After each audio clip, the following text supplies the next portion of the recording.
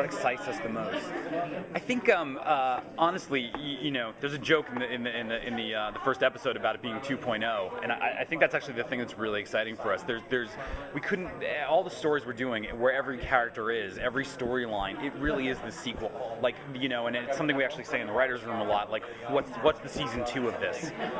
Because so many of the scenes that we're doing, so many of the ways that our characters interact, the way characters who didn't even speak to each other last season are now speaking to each other is really exciting, because we're still writing the same show, and yet it feels like a completely new show in a lot of ways, and that I think that's probably the most exciting. Yeah, what's cool is we love sequels, and this whole season is designed basically to be a sequel to season 1, and it's got that feel to it. And the way a really good sequel does, we spent a lot of time in the room talking about, like, what are the best sequels and what makes them great. And I think the sort of universal answer is they feel like Muppets Christmas Carol. Well, I was going to go with Great Muppet Caper, but the good ones always feel like an evolution, that they've taken a step forward and not just retreaded and told the same story over in the same way. That's what's cool for us. A lot of what people like to debate online and discuss is who's going to step up and fill certain shoes. Speedy, Black Canary. Yep. How long do people have to wait for those answers? Are we going to see that this season? They're actually going to get a lot of those answers this season. Yeah. We're never, we've always been open about the fact that we can't burn through story fast enough. We always think of something else, and I think that sometimes that slow burn, if it's a little too slow, you lose people's interest. And a lot of the fun is, and we even do that just even in an episode. The end of the episode will be something cool, and we'll say, actually, if it's that cool, we should move it up to the beginning of the episode, and then figure out where we go from there. So, I think the Speedy debate will get settled this season. Yes, and we're doing the beginning of the Black Canary story, and I think that's going to twist and turn in ways that people both expect and don't expect. But we're really excited about that too.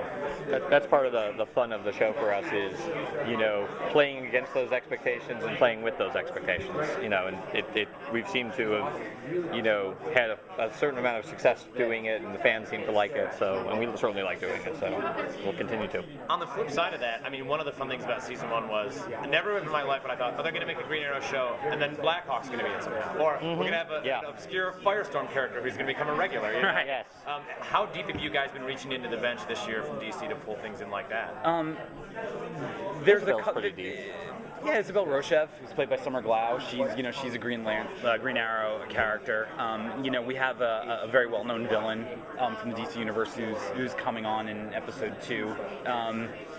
A not so well-known villain in 3. The truth of the matter is the way we always approach these things are, what's the best story we can tell? We don't sit down and say, oh, okay, we want to do a story about the Riddler. Let's start with that. And Blackhawk's actually a great example. We wanted to do a story that put Oliver and Diggle at odds. So we decided to have it be something connected to Diggs' military past. And then once we got there, then it became, oh, okay, well, what if we made a Blackhawk? I think our best episodes have always started with, what's just the best idea for an episode, and then we arrowfy it, which is a verb that we use actually afterwards. And I think when we do that, that's when the show feels grounded and real and realistic, as opposed to starting with some hyper giant comic book villain and trying to wrestle him into our world, or her. Guest stars coming up?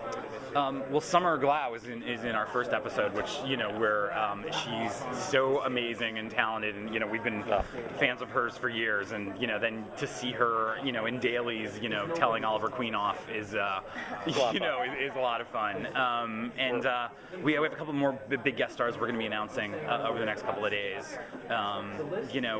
It's for us it really feels like a continuation of last season. The kinds of guest stars we had, the kinds of stories we're telling, the pace at which we're telling them, the scope with which we're telling the stories.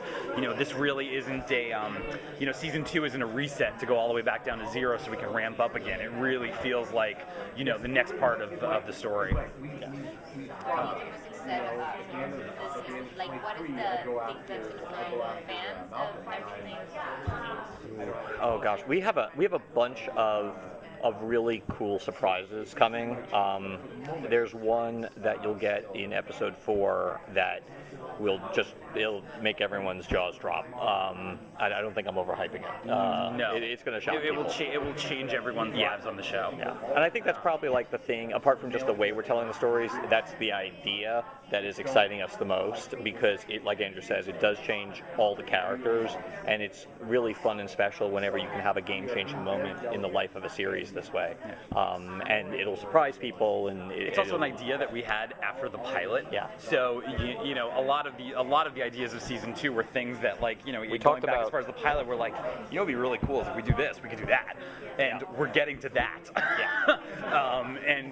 You know, so that's really thrilling, because, you know, we love this show, we love these characters, and, you know, we really feel like this season, like Mark said, this is our Dark Knight, this is our Empire Strikes Back, this is where we can really take what has been working and really deepen it, and then introduce new people, and, you know, shake people up, and that's what's just really fun about it. That was our Muppets Christmas Carol. It can be that. As long as it's that too. Is it better to tell you guys I have to go back? Do you like being able to, or is it more difficult? It's, you know, it's just a different form of storytelling, so it's got different pros and cons. You know, I don't rule out the possibility that one day we'll pull an X-Files and, you know, get to do a movie version of the show even while the show's still on the air. You know, because there's a point at which we'll work Steven to death, and maybe that's before that point.